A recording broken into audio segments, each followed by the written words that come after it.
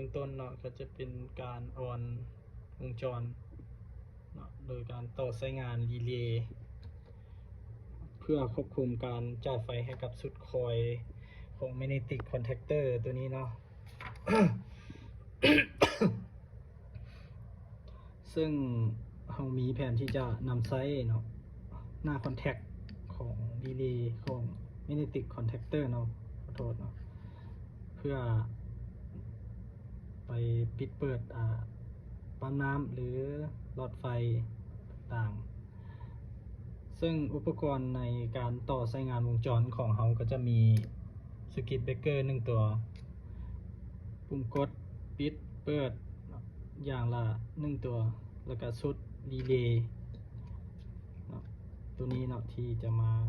ต่อสายงานมื้อนี้ก็คือเป็นรีเลย์ชุดไฟ AC 220เนาะไฟเฮือนของเราแล้วก็ต่อไปคือ Magnetic Contactor 1ตัวและหลอดไฟที่แสดงสถานะหรือเขาจะมาเป็นโหลดใช้งานเนาะในคลิปวิดีโอนี้เนาะหลอดไฟสีส้ม1อัน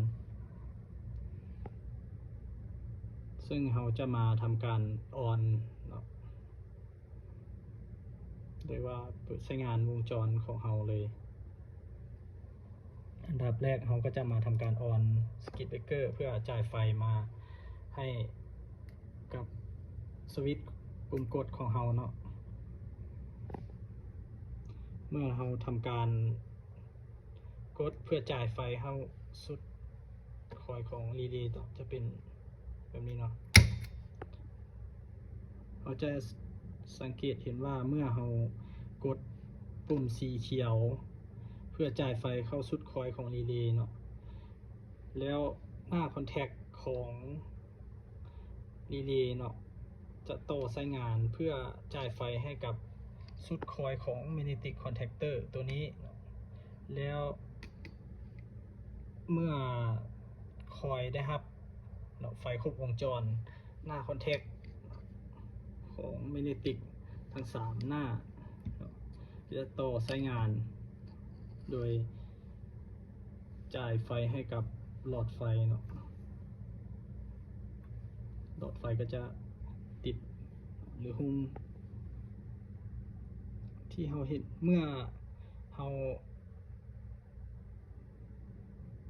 ต้องการที่จะปิดใช้งานเนาะเราก็มากดปุ่มสีแดงเนาะโดยการตัดการจ่ายไฟให้กับสุดคอยนะจะเป็นแบบนี้เนาะเมื่อเราต้องการใช้งานอีกครั้งนึงก็กดสวิตช์ไฟก็จะครบวงจรหลอดไฟก็จะติด